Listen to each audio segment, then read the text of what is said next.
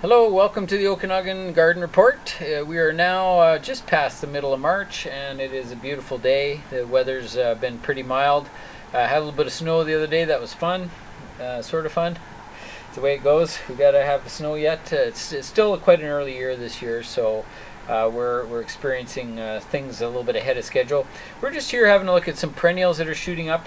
This is one of my favorites here. This is hellebores. This one is Hellebores orientalis. And you can see it just starting to shoot up here, and you can see the beautiful buds coming on this thing.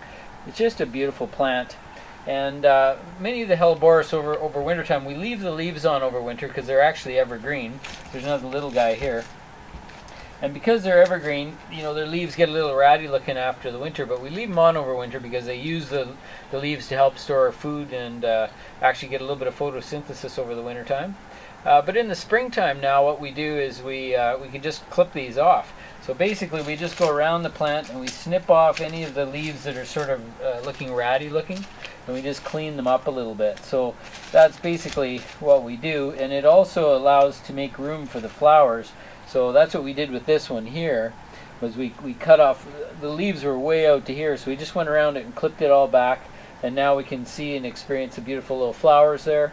And hellebores are great. They grow in shade areas or part shade. They'll even grow in sun, but they seem to do best in shade.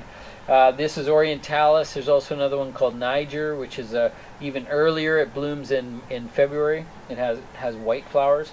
But they're just a beautiful plant, and often the deer don't like to eat them, so that's another reason why we like hellebores. But they're like a collector's plant. There's a lot of different types. So we're just going to take a little wander here and have a walk through this little garden and see what we have on the go here. There's some tulips that are shooting up here, which seem to be sort of showing their heads a little bit. Still seems a little bit early maybe for tulips. There's some daylilies in here that are starting to shoot up. These are Stella d'Oros.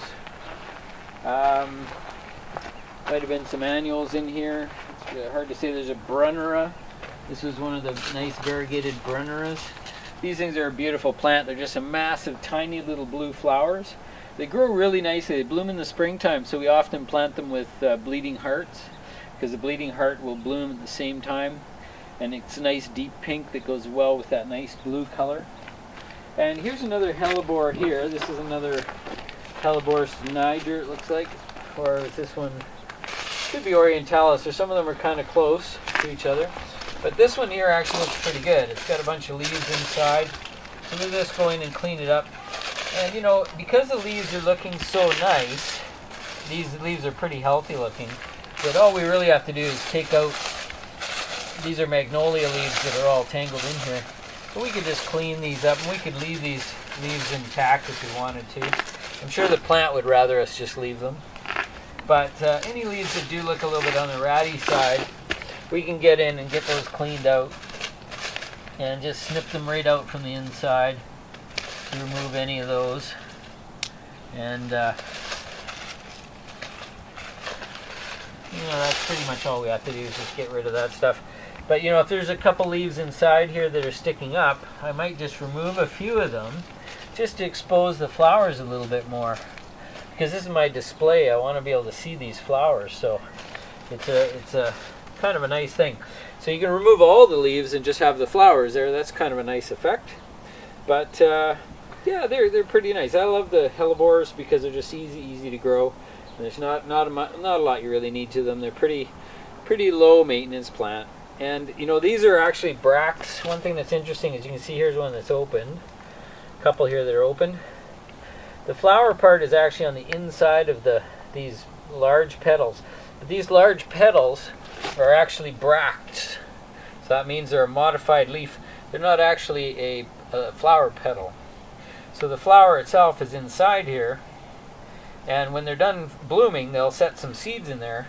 But these heavy bracts actually stay in place, and they become like leaves.